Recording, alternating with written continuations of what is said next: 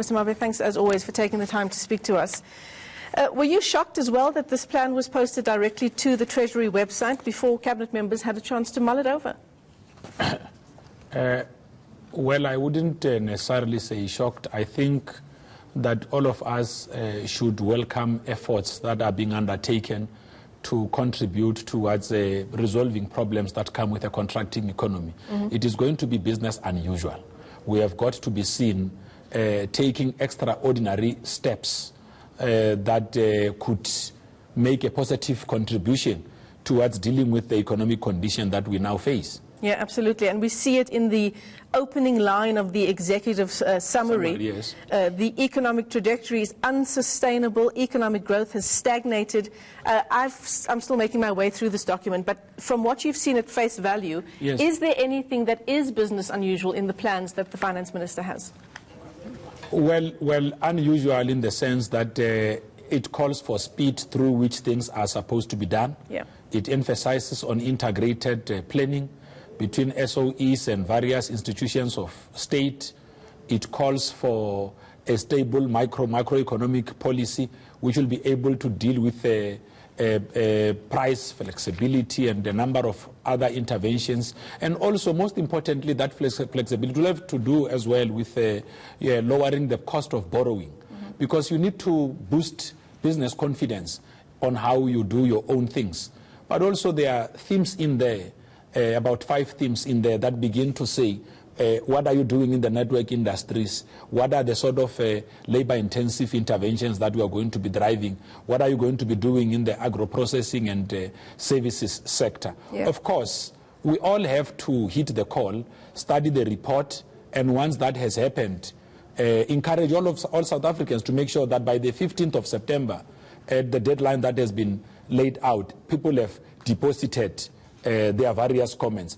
What is important is that efforts have been taken. You see, when structures, when ministries take efforts towards resolving what we all agree is a problem in the country that requires us to act with some speed, we all need to come back and say, how do we then make sure that we zero in into this and make sure that we have got plans that are responsive and talk to the sort of things that need to be done. For instance, when you talk about upskilling of young people who must be involved in labor-intensive methods, you've got to then say, what are the kind of skills that are required to be able to contribute towards a reimagined industrial strategy that the country is driving forward? Yeah. In your own transport network, you are now talking about green transport, for instance. What is the green transport strategy? Are you going to be introducing electric vehicles? Are you going to be setting up new assembly lines?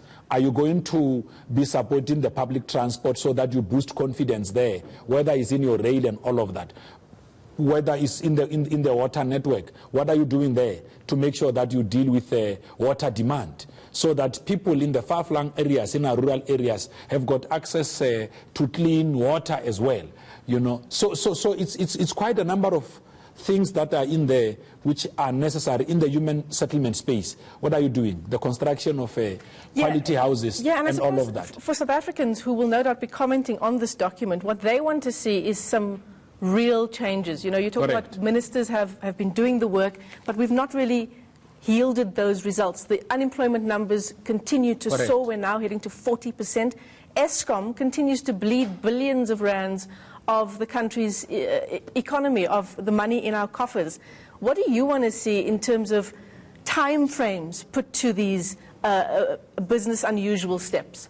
Well, I think that once the ANC has properly processed all of the issues, including the proposed policy intervention that the Treasury has put forward, we will be able to come out and now say we believe that these steps should have this kind of time frames. We want to be coming out every quarter through our ETC, through the president of the ANC, who is the head of policy, through the secretary general, who is responsible for the day-to-day running of the organization, to be able to make a reflection through our own National Executive Committee to say that we have now put a barometer which allows us to be able to assess whether progress is being made, one, on the creation of jobs, two, even on the lowering the cost of doing business. I mean, there's a very interesting point that is being made as it relates to supporting SMMEs. I'm afraid I have to ask you to wrap up your last answer. Apologies for that. Yes. Yep. Just as a wrap up to that, even on supporting your SMMEs,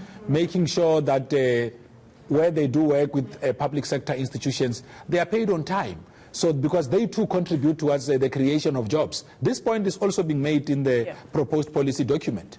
One small step to make such a big difference. Thanks as always for coming into studio. Pule Mabe is National Spokesperson for the ANC.